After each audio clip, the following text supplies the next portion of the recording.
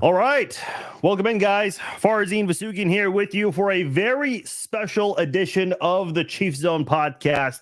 Very excited to get into it. Very little time to waste. Real quickly, this podcast is brought to you by SeatGeek. Go to SeatGeek.com. Get your tickets there. Monday Night Football at Arrowhead coming up very soon. Use my promo code Farzin for $20 off your first purchase for first-time SeatGeek customers only. So make sure you guys take advantage of that. Save $20 and get yourself tickets to Monday Night Football next week or any other sporting event or concert you have on your mind coming up in the near future. All right. That is out of the way. Let's get right into it. I'm very excited for this edition of the Chiefs Zone podcast. This man joining us right now is in the Kansas City Chiefs Hall of Fame, had a phenomenal career. He has a book coming out. Definitely want to talk about that as well as some other things going on in his world. Very generous to give us some of his time here on the podcast. Chiefs Hall of Famer Christian Okoye here on the podcast. Christian, thank you for joining us. How are you? I'm great, man. Thank you for having me. Oh, I appreciate it, man. The honor's all mine. Thanks for coming on. You got a lot going on in your world, obviously. I know you've been very busy with the Chiefs. I know you were just with the team recently overseas. Definitely want to talk about that as well. But I do want to start off talking about your new book that you have that is now out. Talk about that a little bit. How did that come to fruition, and what made you want to pen all of that? Well, I'm one that I'm not used to blowing my own horn, but people has been trying to encourage me to write a book because I do have a different story from most of the guys that you hear about in the NFL. So I've been resisting it, but in the past few years, I started thinking about it and finally found a guy who can help me put it together. And it took us about 11 months to write it, and it's out. And it's everything about my life growing up in Nigeria, transitioning from soccer to track and field, from track and field to football, and of course from Nigeria to Azusa Pacific and Kansas City. That's awesome. Yeah, your history is well documented, coming from Nigeria to the United States. I know you talked about competing in track and field, and then you made that transition to football.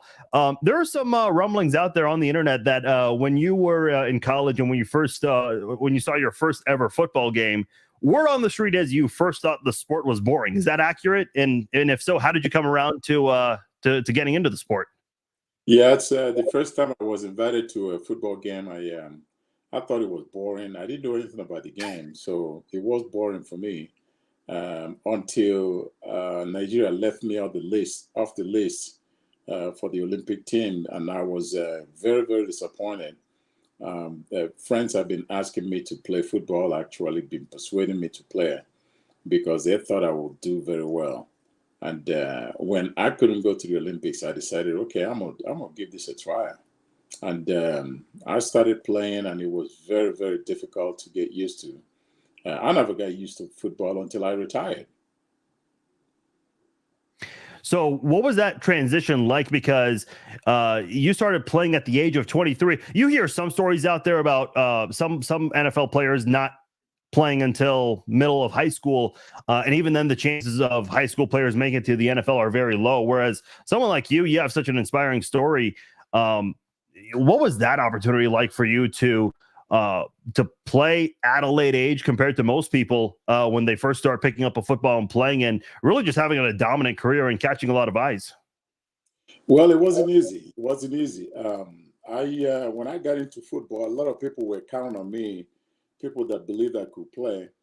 And once I started playing, they felt like I was improving each time I stepped on the field.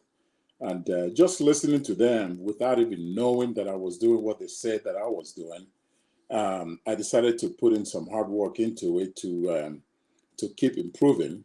And I kept improving.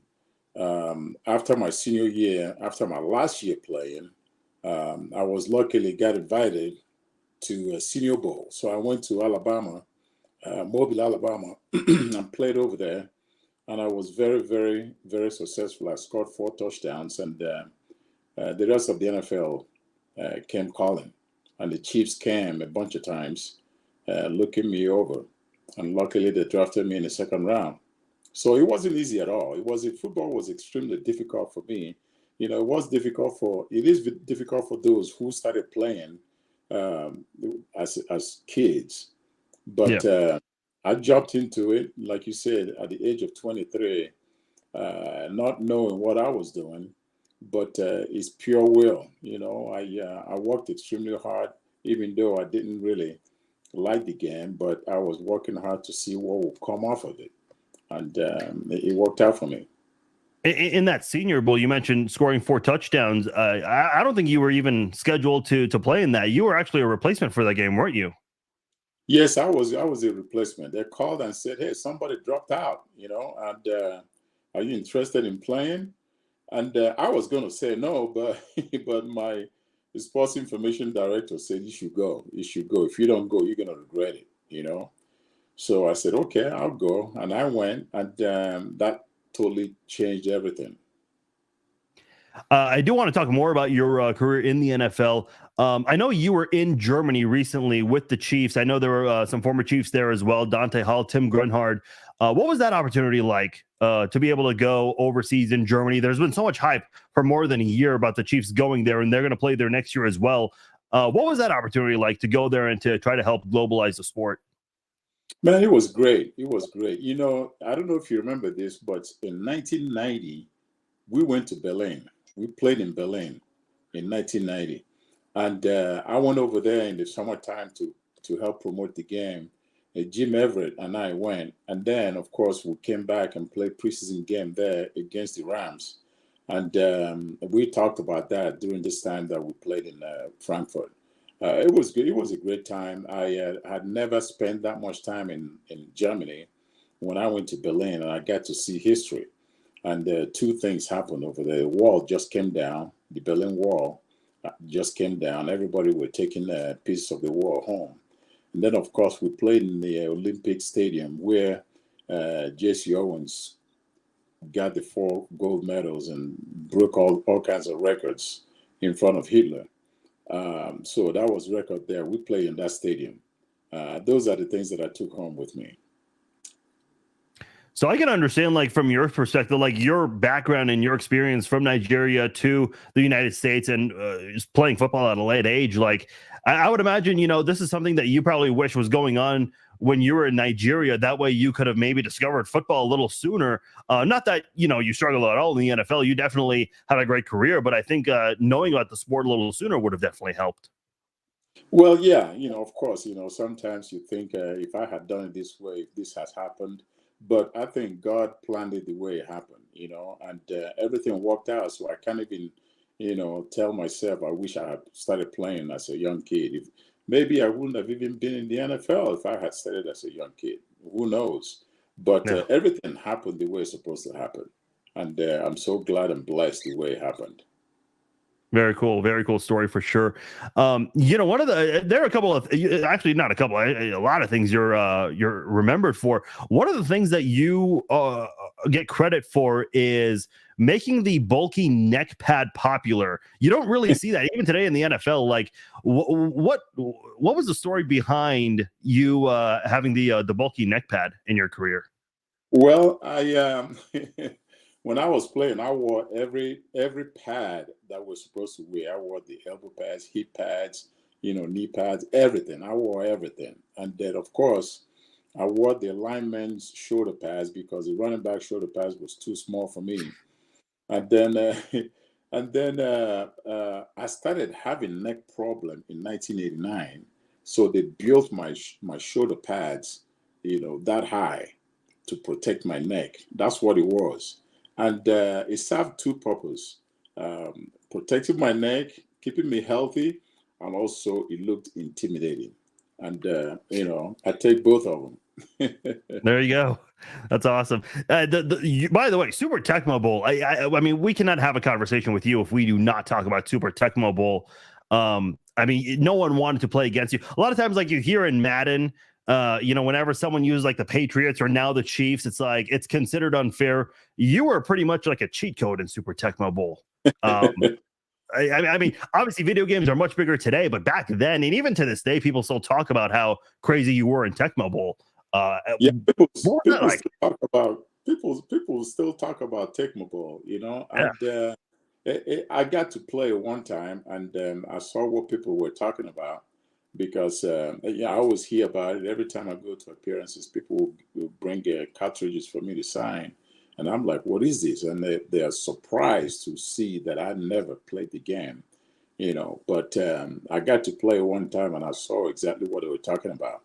But it's one of those things, and very, very blessed to have those kind of things happening. One thing you're noted for in your career, or maybe on the opposing end of this, was the Steve Atwater hit against the Denver Broncos. It's noted as one of the bigger defensive plays, especially because it was just impossible for defenders to take you down. What do you recall from that moment, and what was your reaction when that play happened?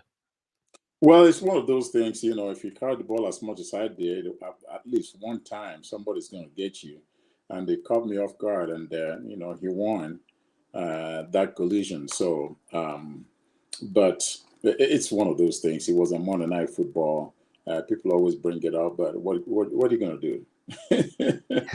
Can't win them all.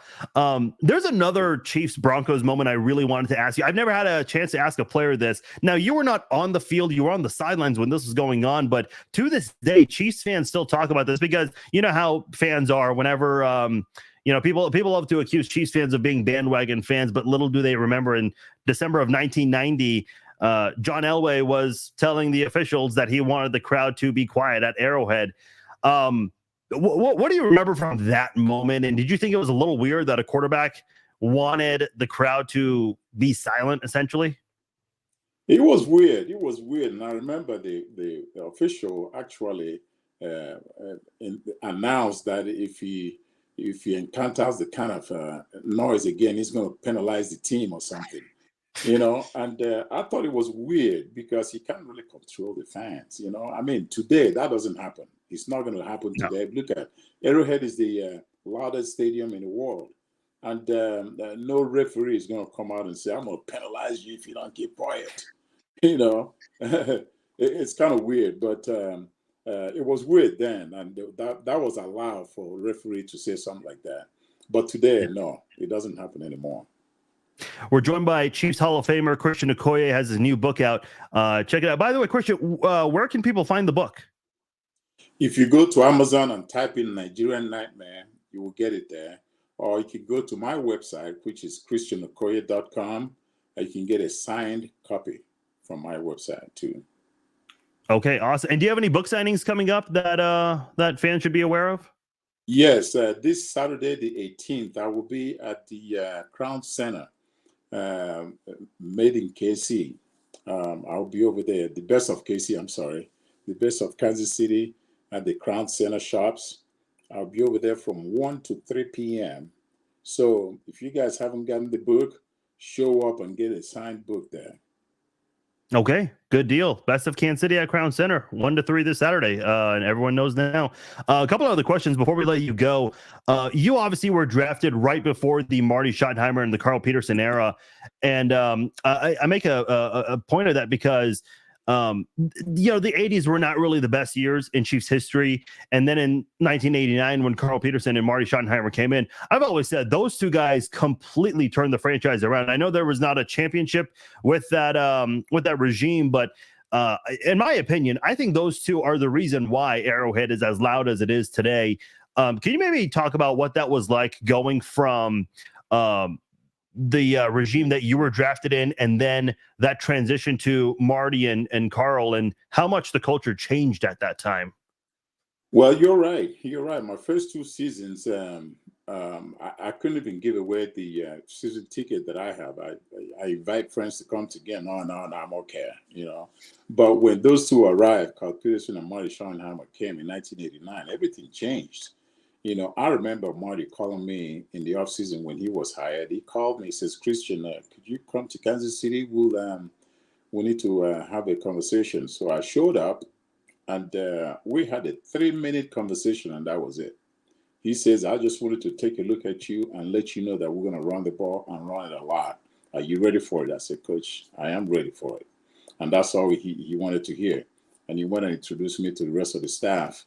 and the season started. He knew that I was always going to be in shape because of my track and field background, and he looked at me and he saw that I was in the off season, that I was in shape. So he had all the confidence in me, and we started running the ball right off the bat. And the franchise and winning, spirit just came up on us, and everything just changed. And then Arrowhead Chiefs Kingdom just was born, and we're sold out every game. And it's just those two guys just perform miracle, and up until today, I still credit them for doing that. I do want to ask you one last thing before we let you go. I'm a huge UFC fan, and one fighter who I've always enjoyed watching is Kamaru Usman, and his nickname is the Nigerian Nightmare. And I remember when I first got into the UFC and heard his nickname, I was like, wait a minute, that obviously sounds very familiar, being a Chiefs fan.